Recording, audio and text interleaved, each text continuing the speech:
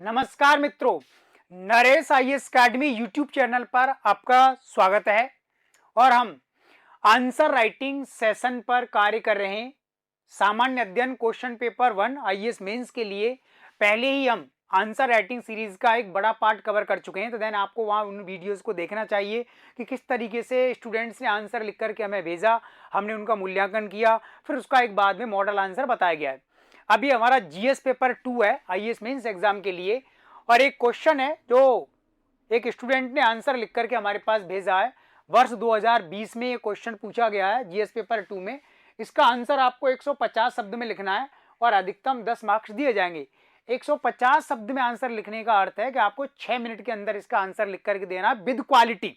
Answer कैसे लिखा जाता है, टाइम मैनेजमेंट कैसे किया जाता है, पिछले वीडियोज में जीएस पेपर 1 पर मैं ये सब कुछ डिस्कस कर चुका हूं, देन आपको वहां से सुनना चाहिए और देखना चाहिए। आप ऑफलाइन क्लासेस के लिए भी कांटेक्ट कर सकते हैं। और एक अच्छी बात ये कि जो भी स्टूडेंट कोचिंग क्लास नहीं कर पाते हैं या प्रिपरेशन में प्रॉब्लम आ रही है, तो जीएस पेपर 1 और जीएस पेपर 2 में पहले ही डिस्कस कर चुका हूं यूट्यूब चैनल पर कंप्लीटली सिलेबस के अकॉर्डिंग। तो मैं आपको पर्सनली एश्योरेंस देता हूं, अगर आप उन वीडियोस को देख लेते हैं, सुन लेते हैं, तो गारंटीड आपकी तैयारी में जो गुणात्मक परिवर्तन होगा। बहुत सारा जो सिलेबस आपका पेंडिंग में था, जिसको आप लैग कर रहे थे, वो आप वहां से कवर कर सकते हैं। तो सबसे पहले हम स्टूडेंट का आंसर देखते हैं, क्या लिखा है इन्होंने। क्वेश्चन ये है कि आपके विचार में सहयोग, स्पर्धा एवं संघर्ष ने किस प्रकार से महासंघ की प्रकृति को आकार दिया है। अपने उत्तर को प्रमाणित करने के लिए अद्यतन उदाहरण दीजिए। राइट, ये क्वेश्चन है। अब इन्होंने आंसर लिखा है कि भारतीय महासंघ में केंद्र एवं राज्यों के मध्य समानता की स्थिति प्रदान की गई है। हमारे संविधान में महासंघ को अमेरिका से लिया गया है। फिर इन्होंने पैराग्राफ चेंज किया है।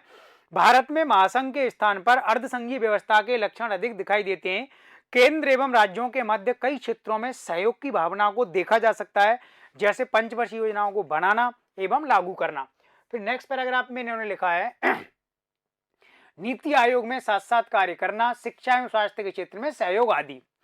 राज्यों के मध्य प्रतिस्पर्धा एवं केंद्र राज्यों के मध्य स्पर्धा समय के साथ विकसित हुई है, ऐसा ये बता रहे हैं यहाँ पर।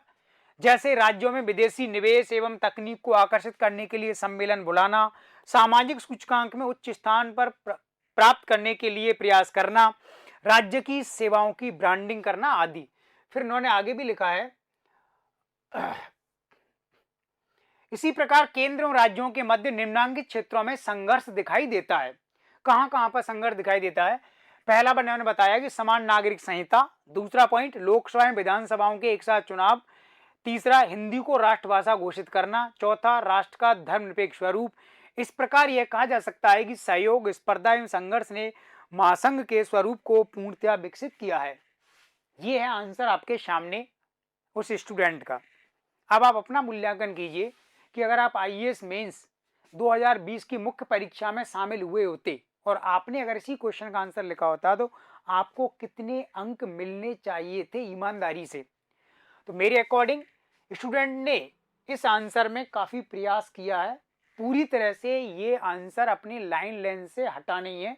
काफ़ी सारी चीज़ों को इन्होंने कवर करने का प्रयास किया है, लेकिन कुछ जगह इसमें हमें क्वालिटी वाइज दिखाई देता है कॉम्प्रोमाइज़, और दूसरा कुछ फैक्ट्स इन्होंने ठीक नहीं दिए। जैसे लास्ट वाला ही खुला हुआ था, आप इसको देखिए। क्वेश्चन में दिखाया गया है कि आपको रिसेंटली एग्जाम्पल देने, यानी 2020 के आसपास के उदाहरण थे, उनके आधार पर आपको इसको सिद्ध करना था। तो हिंदी को राष्ट्रभाषा घोषित करना ये रिसेंट कोई एग्जाम्पल नहीं है, ये संविधान जब से लागू हुआ है तब से लेकर आज तक है। इसलिए इस एग्जाम्पल को आपको नहीं लिखना था, आपको ये बताना था कि स्थायी रूप से केंद्र और राज्यों के बीच में जहां संघर्ष दिखाई देता है, उनमें से ये भी है कि हिंदी को राष्ट्रभाषा कैसे घोषित किया जाए। इसी प्रकार से स्थायी एक पॉइंट ये भी है कि भारत में समान नागरिक संहिता कैसे लागू की जाए। तो इन दोनों को इसमें लागू नहीं करना चाहिए था। ये आपके आंसर में अच्छा इंप्रेशन नहीं देगा, क्योंकि क्लियरली लिखा हुआ है कि रीसेंट एग्जाम्पल देने जो 2020 से पहले 2019-18 में डेवलप हुए। तो उस समय सेंट्रल गवर्नमेंट ने जो बदलाव किए थे, NRC national register of citizen और सीएए सिटीजनशिप अमेंडमेंट एक्ट, तो दो बड़े मुद्दे थे जिनको गवर्नमेंट लेकर के आई थी, और इसी के आधार पर सेंट्रल और स्टेट के बीच में डिस्टर्बेंस हुआ था। बहुत सारे राज्यों ने इन दोनों को लागू करने से मना कर दिया था, जैसे पश्चिम बंगाल हुआ, बिहार हुआ, महाराष्ट्र हुआ, और भी कई स्टेट इसमें शामिल थे। इसी प्रकार जीएसटी का जो मामला है वो 2017 में सुलझ गया था, लेकिन फिर भी आप जीएसटी को बता सकते हैं कि जीएसटी को लेकर के लंबे समय तक केंद्र राज्यों के बीच में संघर्ष बना रहा। तो लास्ट में आपको ये उदाहरण देने थे तो उन उदाहरणों को देना था। अब आप आंसर लिख करके आएंगे, आप कहेंगे कि मैंने तो बहुत अच्छा आंसर लिखा है, अच्छे नंबर मिलने चाहिए थे, एग्जाम ने दिया नहीं है। अरे आप ये देखिए ना क्वेश्चन में डिमांडिंग क्या है, जो क्वेश्चन पूछा जा रहा है वैसा आंसर नहीं लिख रहे हैं तो डेफिनेटली आपको मार्किंग नहीं होने वाली। देन अब हम इसके फाइनली इवैल्यूएशन पर आते हैं।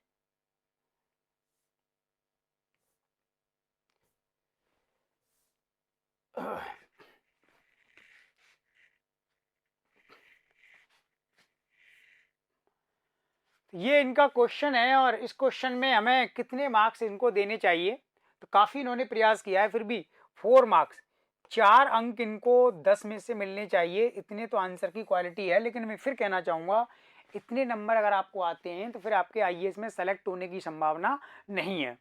50% के आसपास आपको नंबर लाने होंगे हर आंसर में, क्योंकि जिस तरीके का कंपटीशन अभी बना हुआ है उस रेस को देखते हुए आपको ये सारे काम करने ही होंगे। ठीक है, अब देखिए इनके आंसर में क्या क्या कमी रही। सबसे पहले आप इनके इंट्रोडक्शन को देखिए, यहाँ पर इन्होंने जो बात लिखी है ये पूरी तरह से सहमति के योग्य नहीं है। भारतीय महासंघ में केंद्र राज्यों के मध्य समानता की स्थिति प्रदान की गई है, ये बात गलत है। यानी भारतीय संविधान में क्लियरली ये नहीं कहा गया है कि भारत एक संघीय राज्य है या एकात्मक राज्य है, यूनिटरी स्टेट है। संविधान में जिस तरीके से प्रावधान किए गए हैं उस संविधान के आधार पर यह निष्कर्ष निकाला जाता है कि कुछ लक्षण ऐसे हैं जो भारत राज्य को संघीय राज्य बनाते हैं और कुछ लक्षण ऐसे हैं जो भारत को एकात्मक राज्य बनाते हैं। तो देन जो बात संविधान में नहीं लिखी हुई है आप फिर भी उसको इसमें प्रूव कर रहे हैं तो एग्जामिनर आपके साथ डिसएग्री करेगा, सहमत नहीं होगा, आपके नंबर इसमें काटेगा। तो संविधान को आप ग्राउंड बना करके इस तरीके से लिखो कि संविधान में दी गई विशेषताओं के आधार पर हम कह सकते हैं कि कुछ लक्षण संघीय प्रकृति के दिखाई देते हैं और ये ज्यादातर फीचर्स हैं अमेरिका और कनाडा से प्रभावित हैं। तो अमेरिका के साथ आपको कनाडा का नाम भी इसमें लिखना चाहिए था। अब जो मेन पार्ट आंसर का है जिस पर आपको नंबर मिलने वाले हैं वो ये है कि महासंघ की प्रकृति को आकार दिया है सहयोग ने, स्पर्धा ने और संघर्ष ने। अगर आप इसको सिद्ध कर दोगे तो आपको 10 में से 8 तक मार्क्स अंक भी मिल सकते हैं, यानी आप टॉपर्स में भी आ सकते हो। लेकिन सिद्ध करना पड़ेगा, शर्त ये है। कैसे सिद्ध करेंगे? तो पहले तो आपको ये बताना है कि भारतीय संविधान तो पहले तो आपको ये बताना है कि भारतीय संविधान में स्पष्टतः महासंघ का कोई निश्चित आकार नहीं है। लेकिन जब से संविधान लागू हुआ है तब से लेकर के वर्तमान समय तक राज्यों और केंद्र के बीच सहयोग, राज्यों के बीच में कंपटीशन प्रतिस्पर्धा, राज्यों और केंद्र के बीच में संघर्ष ने महासंघ की प्रकृति को निश्चित रूप से आकार दिया है। क्योंकि जो महासंघ हमारे संविधान में लिखा ही नहीं हुआ था वो महासंघ आज 70 साल के बाद हमारे सामने है, तो हम उसको एनालाइज कर सकते हैं कि ये बना इस आधार पर है। तो आपको ये बताना है कि केंद्र राज्य के बीच में सहयोग उन एरियाज में, उन क्षेत्रों में दिखाई देता है जो राष्ट्रीय स्तर के विषय हैं। तो राष्ट्रीय मुद्दों पर केंद्र और राज्यों ने मिलकर के आम सहमति से कार्य किया है, तो इससे महासंघ में एक सहयोग की प्रवृत्ति विकसित हुई है। ठीक है, चाहे विदेश नीति का मामला हो, भारतीय सेना का मामला हो, राष्ट्रीय योजनाओं को लागू करना हो, विदेश नीति को संचालित करना हो, तो राष्ट्रीय स्तर के जो मुद्दे हैं वहां पर केंद्र राज्यों के बीच में कोई डिस्प्यूट नहीं है, ये आपको दिखाना पड़ेगा। दूसरा, राज्यों के बीच में कंपटीशन, हाँ, यानी अब एक राज्य दूसरे राज्य से आगे बढ़ने का प्रयास कर रहा है। सामाजिक सूचकांक में कौन से राज्य में साक्षरता सबसे अधिक है, किस राज्य में स्वास्थ्य का ढांचा सबसे बेहतर है, कौन से राज्य की जीडीपी, स्टेट जीडीपी तेजी से बढ़ रही है, कौन से राज्य की प्रति व्यक्ति आय बहुत बेटर बनी हुई है। तो इन सभी क्षेत्रों को आपको एक्सप्लेन करना होगा। तो राज्यों के बीच में कंपटीशन बढ़ रहा है, अब राज्य विदेशी निवेश को आकर्षित करने के लिए विदेशी निवेश सम्मेलन भी आयोजित करते हैं और उस बहुत बड़े स्तर पर राज्यों में काम भी हो रहा है। फिर तीसरा जो लिखा हुआ है संघर्ष, वो आप बता सकते हैं कि केंद्र राज्यों के बीच में संघर्ष कहां पर होता है। अब आपको इसका आंसर लिखना है। कोर पॉइंट जो मैं बता रहा हूं ध्यान से सुनेंगे। भारत में महासंघ की प्रकृति को इन तीनों बिंदुओं ने प्रभावित किया है, उसको आकार दिया है निसंदेह। लेकिन ये तीनों बिंदु निर्भर करते हैं संवैधानिक और राजनीतिक दृष्टिकोण पर। समझ रहे हैं?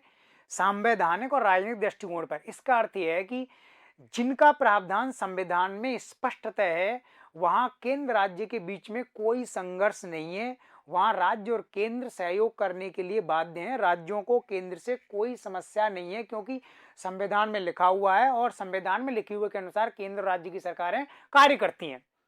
लेकिन जिन क्षेत्रों के बारे में संविधान में नहीं लिखा हुआ है, वहां अगर केंद्र सरकार राजनीतिक आधार पर राजनीतिक लाभ लेने के लिए कोई कार्य करना चाहती है और राज्य में कोई विरोधी पार्टी की सरकार है, तो वो फिर यहां पर आपसे एग्री नहीं करेगी, सहमति नहीं रखेगी और उस स्थिति में संघर्ष होगा। और ऐसा ही हुआ है। तो आपको ये बताना पड़ेगा कि केंद्र राज्य के बीच में जो रिलेशनशिप है वो इक्वल नहीं है। संवैधानिक मामलों में तो इक्वल है, वहां कोई टेंशन नहीं है। लेकिन जहां केंद्र की सरकार अपनी राजनीतिक विचारधारा के अनुरूप कोई निर्णय लेती है और राज्यों में विपरीत सरकारें, अन्य पार्टियों की सरकारें अगर वो सहमति नहीं देती हैं, तो उस स्थिति में केंद्र राज्य के बीच में संघर्ष बन जाता है।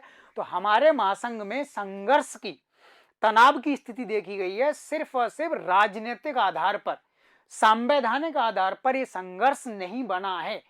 अगर आप इस तरीके से आंसर लिखते हैं तो एग्जामिनर समझ जाएगा कि डेफिनेटली आपको बहुत डीप में नॉलेज है, आप चीजों को बहुत अच्छे से समझते हैं। इस तरीके से आप आंसर लिखते तो आई पर्सनली एश्योर कि आपको 10 में से 8 तक नंबर आ जाते। और अगर 8 तक नंबर आ रहे हैं तो इसका मतलब है आपका आईएएस में सिलेक्शन नहीं हो रहा, आप एग्जाम को टॉप करने वाले हो।